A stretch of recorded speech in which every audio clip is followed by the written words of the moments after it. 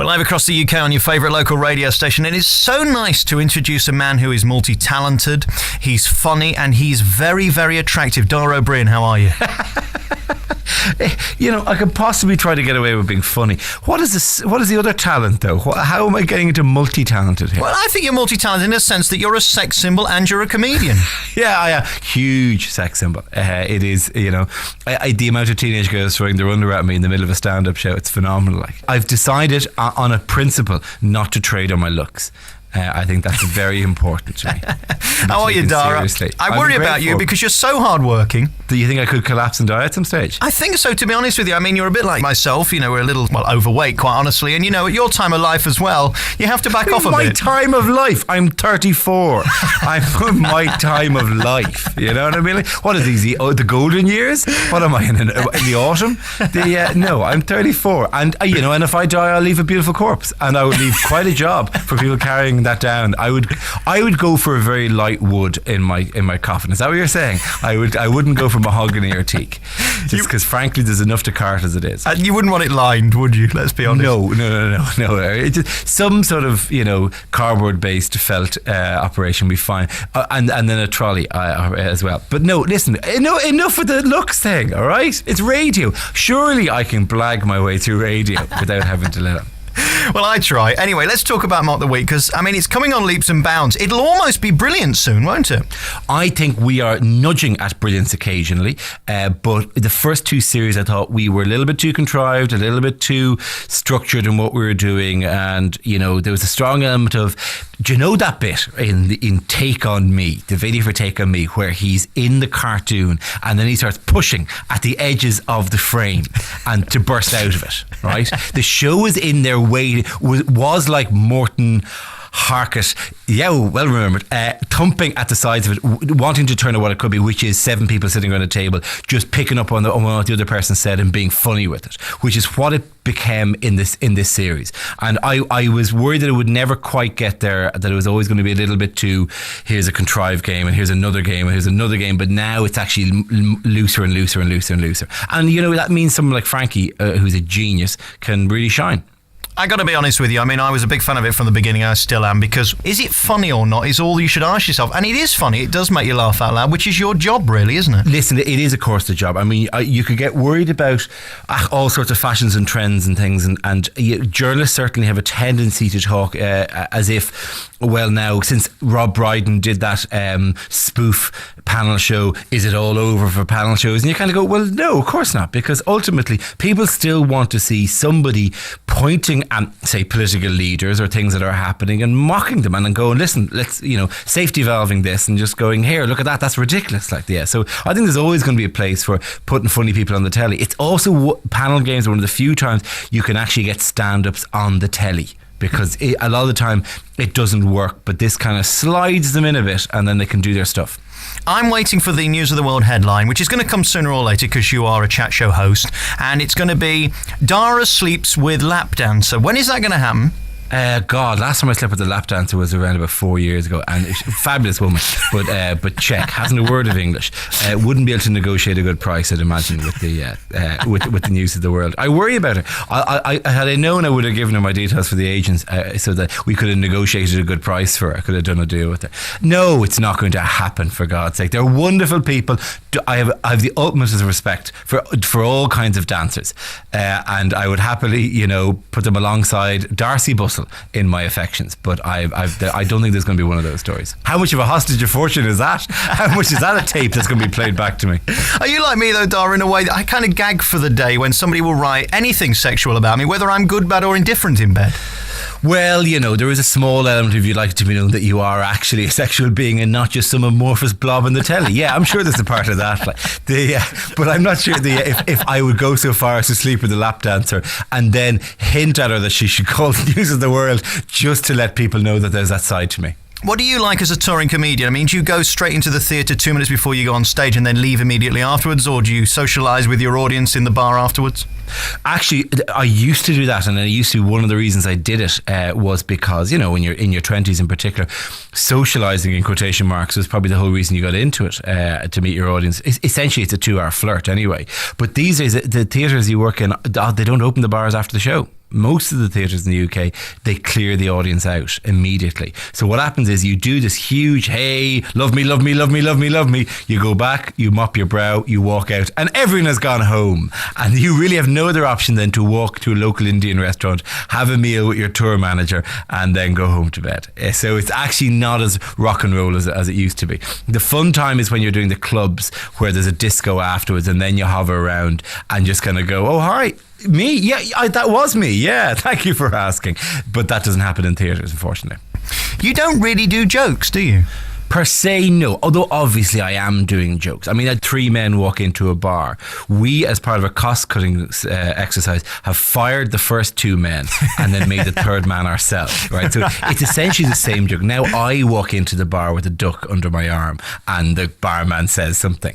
All right, so you end up, there's still comedy situations, there's still jokes per se. I suppose a lot of what I would do maybe would just be that kind of, it's just tension built from the attitude of it, or the anger of it, and then it's dropped around, so it's funny in a different way. But it's still, there's still gags, and you still worry about how I'm going to put that there, and I could introduce that later, and it's still storytelling. I think you're one of the bravest of today's comedians, because you really do use your audience throughout the entire show. And as I said to you last time, really there's no show that's even remotely the same as another, because you don't know how your audience is going to react. You don't. But the audience are the greatest unexplored resource in most comedy shows. They're sitting there with incredible stories and bizarre opinions and weird kind of things. And if you're not tapping into that, it's just a waste. Because the other thing is, it makes the show look very unique every night. So you come out and you go, hey, how are you? And who are you? And who knows what direction it's going to go. I mean, the last few gigs has been a tile inspector and a ball bearing salesman. The finest one. I mean, I know that on the DVD at the moment, there's a story of the Milky Bar Kid, right? Which is famous. I turned and said, what's the greatest thing you've ever done? And the guy said, well, I was the Milky Bar Kid. And was thrown out in a real, is that the kind of thing you were looking for kind of way, right? But this year, the only thing has come close to that in terms of beauty was in Oxford a couple of weeks ago. I said to a guy, what do you do for a living? He goes, I'm a food scientist. And I said, oh really? Okay. Anything interesting in that? And he went, I invented the Solero. And you haven't lived until you've heard the round of applause that 1,000 people give to the man who invented the Solero. And I said, which one? He said, the tropical one. And you go, quality work. And I said, and was it all your own work? And he says, no, I have to admit it wasn't. But I led the team. And it's just the phrase, I led the team. Like Shackleton led a team. Wolverine leads a team. This guy invented the Solero. And my favourite thing of all about it, right, and it's almost becoming, I've told the story so often, it's actually becoming polished like a routine. My favourite thing about it was sitting beside him was his wife with her arms crossed in a slightly tired, Jesus, here we go with the Solero thing again kind of face. It's fascinating. But if you don't ask, you don't get is essentially it when it comes to the audience, and you can get gold. Because let's be honest, the best comedy comes from those most awkward moments, doesn't it? Really? Oh, listen, they're the ones. I was talking to Barry Humphries during the year. Clang. Sorry, I was talking to Barry Humphries during the year, and he was telling a story about how he had this woman was in sunglasses in his gig in New York, and this is it was a night when the press was in on this Broadway show, and it could have gone either way. And there's a woman in with sunglasses, and he kept going on about how, look how cool you think you are in your sunglasses, and Dame Ed was going on and on about this and taking the mickey at her for wearing sunglasses indoor. And eventually she brought the woman up on stage for the finale, and the woman gets up, picks up her white stick and slowly works her way along the edge to the step where then she walks up, and the whole room is going, oh my God, she's blind. And she took a long time to get to the middle of the stage where Dame Edna was, and Barry says, I could have gone either way at this stage, and I just thought, well, I'll go for it. And he went, Jesus, why didn't you bring the dog as well? And the roof came off the place apparently, and your one was laughing as well. So it was all great. It told me you've just got to go for it. As Jim Davidson would tell you, though, it's a very fine line, isn't it? Yes, well, some people handle it better than others. It's probably the best way to put it. He is a case in point of you don't walk out and go, oh my God, there are disabled people. My powers are weak. I cannot do jokes if they're disabled. Besides which, given that the 2 questions you ask most audience members are not when is the last time you climbed a mountain or something. The 2 questions you ask an audience member are usually where are you from and what do you do for a living. And if you're honestly telling me that, you look at the disabled people and go, well, clearly you're all in wheelchairs. You can't be either from somewhere or do anything. I'm not going to talk to you. It's a horrible attitude. Listen, congratulations on the brand new DVD. It's very, very funny, and you've done a good job of it, because I suppose the thing with your show is, in your mind, there are good shows and bad shows, and the luck of getting a good show when you're recording it is just down to chance. Absolutely, because people obviously for 1,000 people in the room, it is the only time they'll see that show, and usually they'll regard it as a very, very good night. Unless it goes terribly wrong, it's always going to be pretty good because the show gets so polished. But then there's one person, that'd be me, who's judging it against every other show on the tour, and kind of pitching, well, that was better than that, but not as good as that, like whatever. And I have a ridiculous frame of reference to it. So if you manage to do a night where the lights are on so you can see the audience, and it's all that kind of slightly artificial attitude that you have to have when you're filming a DVD, and yet you still get a lot of crack out of the crowd, and there's a lot of audience messing around, so you get a flavour of that kind of stuff going on as well, which is the most difficult thing to capture. Then I think we pulled it off on that score, and I'm very happy with it. If any of my audience were to buy the DVD and thought you were rubbish in it, are you better on other shows maybe? Can we tell them that? Well, if they thought it genuinely sat through an hour and a half and went, well, that was rubbish, right? Either way, as an extra, we put in the Jack D live at the Apollo set when I did the BBC One. That's just thrown in as a free extra, which is another 35 minutes of a previous show. And frankly, if they sit through that and don't like that, then they're at the wrong party. They really shouldn't be there at all, right? They're not fans of that. There's a load of stuff on. If I don't woo them with that, then there's nothing I can do. Yeah, go and see Ken Dodd or somebody. Yeah, exactly. Listen, great to talk to you. You're one of my favourite people, and I think you're a brilliant comic, and you're a great host of Mock the Week, because you don't show off on it. There are too many show-offs on these programmes, and you just allow your guests to be funny, and then when you can be funny, you're funny.